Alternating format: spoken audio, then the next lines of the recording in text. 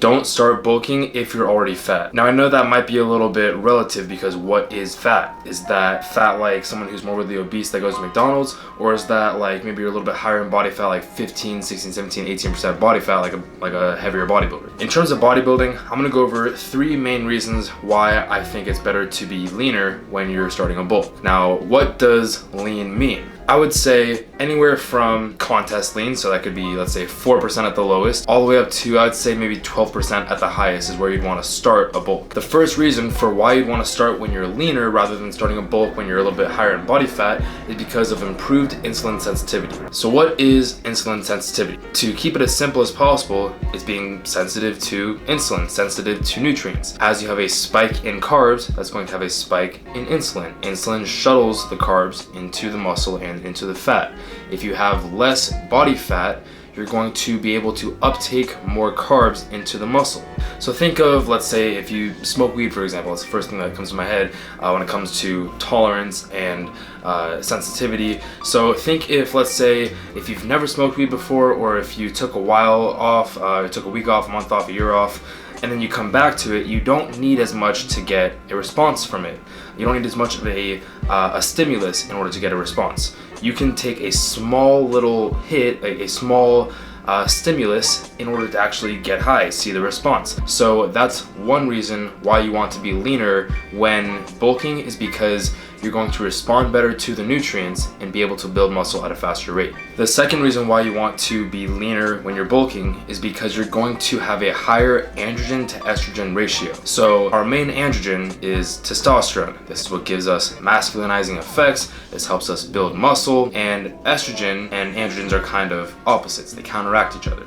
So let's talk about someone who is a 13-year-old kid who's a little bit chubbier. This person is probably going to see more estrogenic side effects during puberty than someone who is leaner.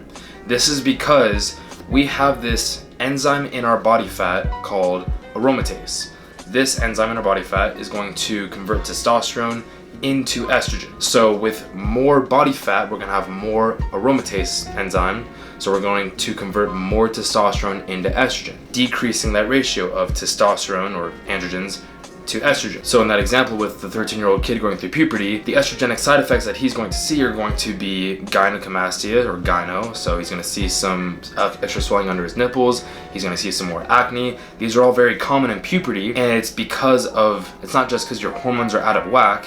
It is, but to be more specific, we're basically just converting too much testosterone into estrogen. So if you decrease the amount of body fat that you have, you're going to decrease the rate that you convert testosterone into estrogen. Now, I'm not gonna make this sound like it's some sort of superpower. You're not going to just start losing body fat and then just start ramping up in testosterone. It doesn't work that way. But if you want to use all the tools in your tool belt, it makes more sense to start from a leaner spot to focus on building muscle than starting from a fatter spot and trying to build muscle, because you're going to be able to be more in control of your hormonal response as you build muscle. You're going to have a higher androgen to estrogen ratio.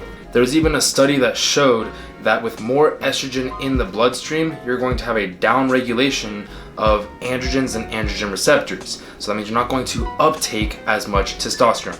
So if you're natural, especially if you're natural, you want to take advantage of being leaner when you're starting your bulk, to take advantage of the androgen to estrogen ratio and just having more testosterone. And the third reason why you'd want to be leaner when you're bulking is just for the visual progress. You're going to feel more motivated and driven if you can actually see the progress that you're making, rather than just trying to trust that you're building muscle even though you can't really see it. It's a lot more motivating seeing the progress week to week, seeing the crazy pumps in the gym, seeing your muscles get crazy full of glycogen. This only can really happen if you're leaner. And it goes hand in hand with the first point, which was insulin sensitivity. If you can respond better to the nutrients, you can uptake more carbs into the muscle. Think of like a dry sponge versus a wet sponge. A dry sponge doesn't have as much water in there, so how much water can it absorb compared to a sponge that's already wet. A wet sponge can only absorb so much water. So think of it compared to our muscles. Our muscles can absorb a lot of glucose and store it as glycogen. If we're carb cycling, we're maintaining that insulin sensitivity, we're allowing our muscles to deplete a little bit, to fill up rather than just trying to keep pushing the ceiling up, which spills over as body fat. So if you're the type of person that bulks really hard and just keeps pushing the food, you're probably going to start adding too much body fat, and we already know that having more body fat is going to make you more insulin resistant or less insulin sensitive. So the best way to go about bulking is to push the calories up when, think of the dry sponge, when the sponge is a little bit drier, and once the sponge gets a little bit wet, once the muscles get more full, allow them to be full, but don't oversaturate the muscle with carbs, because it's not just going to keep taking more and more carbs in. It's going to get to a point where it's full, and then once you spill over, you're going to get more fat, less insulin sensitive. So let's say instead of doing that, you're going to want to push the carbs up, pull them back down, push them back up, pull them back down, go in waves, and allow that acceleration to push the muscle growth forward, push the progress forward, rather than just staying at a high level of carbs. Allow the body to come down, to push up, to come down, to push up, rather than just staying high the entire time. So that's all I have for you, is those 3 main tips. If you want to bulk when you're fat, you're probably not going to make as much progress as if you were to bulk when you're lean. We talked about the insulin sensitivity. The more body fat you have, the less insulin sensitive you're going to be, and we know what causes that body fat to increase is ignoring insulin sensitivity and just pushing the carbs up, pushing the carbs up. If you don't want to add more body fat and become less insulin sensitive, become more insulin sensitive by pulling the carbs down, not allowing that body fat to accumulate, and then filling up the muscle with carbs. Pulling the carbs down, filling up the muscle with carbs. Don't just fill up the muscle glycogen and start adding more fat. And then we also covered aromatization, how having more body fat is going to cause more testosterone to convert into estrogen, decreasing that androgen to estrogen ratio. And when you have more estrogen in the bloodstream, that's going to downregulate your androgens and androgen receptors, meaning that you can't uptake as much testosterone and use it to build as much muscle. And then of course, the visual progress. You want to look good, don't you? I think everybody wants to look good. You're probably not going to look that good if you're fat.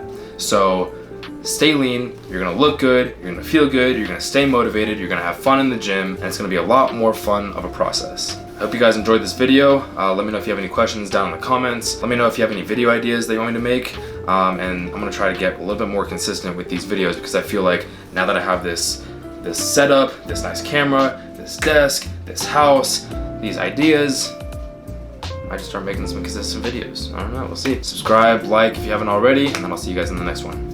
Peace.